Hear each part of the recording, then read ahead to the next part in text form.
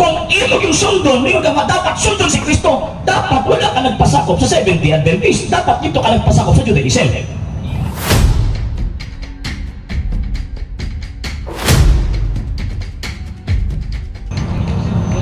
Kato lang, salamat kayo brother.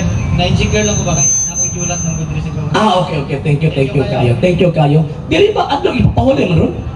Yes, ko gikan pa ko sa simbahan. Mao ba. Okay. Sige lang, at least kung mutakan lang, nag-study lang ba, comparative study ba? At least nakakataon po minimo, o niya, o niya, kami po, ikaw po, nakakataon po ka sa mukha. Okay, sige sir, follow up ko. Karon kinaanong kita, dili lang po nato ikalain no, lain migsikta, lain po migsikta. Pero tinuod niya, katong ang akong mga ginikanan pagid sa akong mga ginikanan is Catholic yun. Yeah. So, natawag yun nga Catholic yun po. Pero, at the long run time, na himo nga Seventh-day Adventist kay kumbaga, lain-lain magyud ka og pagtukig sa kamutuoran, di ba? So, nahimo nga Seventh-day Adventist kay mabasa magyud nato sa Bible nga seventh day of the week si Ginoong Hesus nagpahulay moadto sa sinagoga. Kanang sinagoga is simbahan. Sa adlaw ipapahulay. So, nalaw may pangutana nga ngano nga ang adlaw ipapahulay sa Biblia sa nabasahan yun ako nga kaning Catholic version yun sa kaning dagko nga Biblia sa Biglot nga Bible, Bisaya, English siya.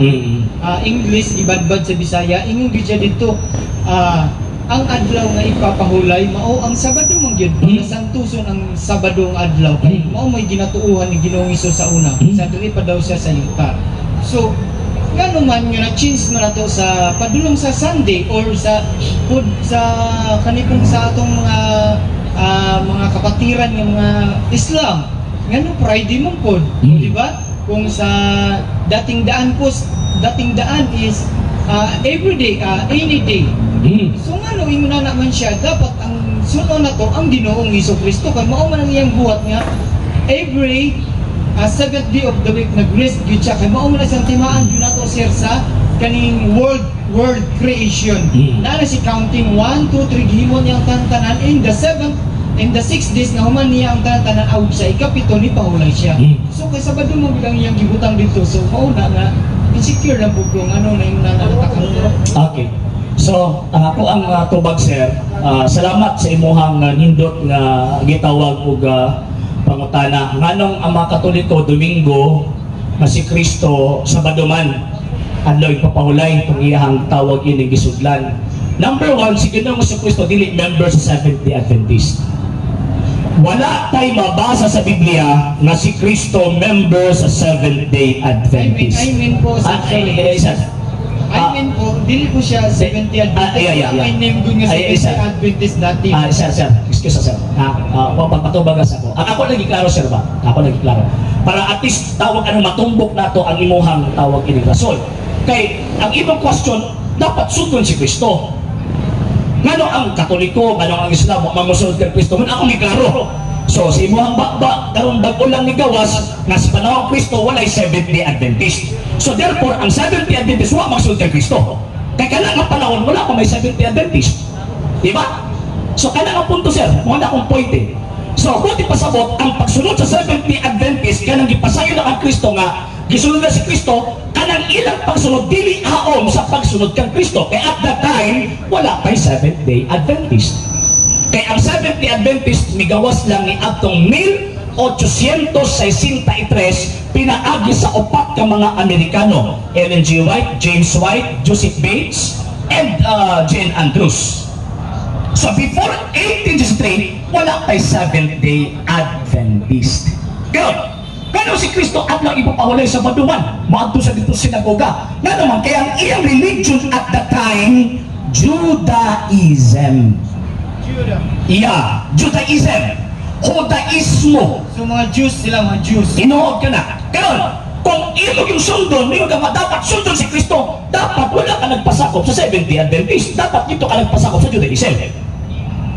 Kung sundon yung si Kristo sa iyang panahon. Pero dili man ako'y pangunahuna sa mga Katoliko. Nga naman kaya si Kristo, yes, tinuod nga nagpasakop sa Judaism, pero nagtukod sa new religion. Kanang ingon mo tayo sa Biblia nga St. Matthew chapter 16 verse 18 na my church, akong simbahan. Usa man ang simbahan na according sa kasaysayan mao na ang Santa Iglesia Katolika Apostolika Romana. Siyempre iba ko masapari sa larang inod kisudik, sumala pa sa balang kasulatan, kung ilisan ang pagkapari, ilisan sab ang balaod. So sa mga Hudyo, nagpabilin to, adlaw ipapahulay sila sa Sabado, pag-abot sa mga Kristiyano, confirm na ang Kristo, St. Matthew chapter 28 verse 1, 9 and 16, araw Domingo gisimba si Kristo. Get sir? Sir, Pwede mo pala pag-question. Yeah. Taga-tagalog. Actually, dua ka point ang ako ang kuhan si Macron. So yun, muna ang mga Katoliko, kay bago man ang religion, dili man siya sakop sa Judaismo, no religion man siya. So therefore, naapod siya bagong adlaw sa iyang pagsimba na wala masupak ang adlaw igpapahulay. Kaya ang esensya magod sa ating papahulay, to worship God.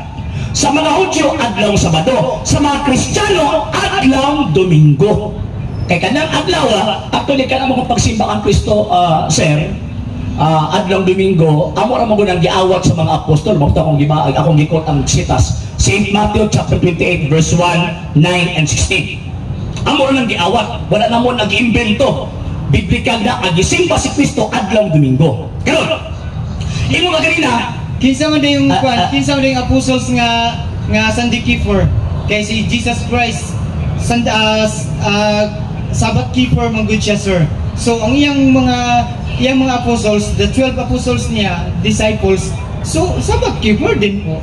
Lagi, kung kanangin mo ang tawag ini pang rason, kung sundon gini mo na kanang naasim mo pangunahon na, dapat Judaism mo. Musulo ko Judaism, dili mo dapat 70 Adventist. So buti pa sa buot, ang 70 Adventist faith na dili na may gisulat sa Biblia.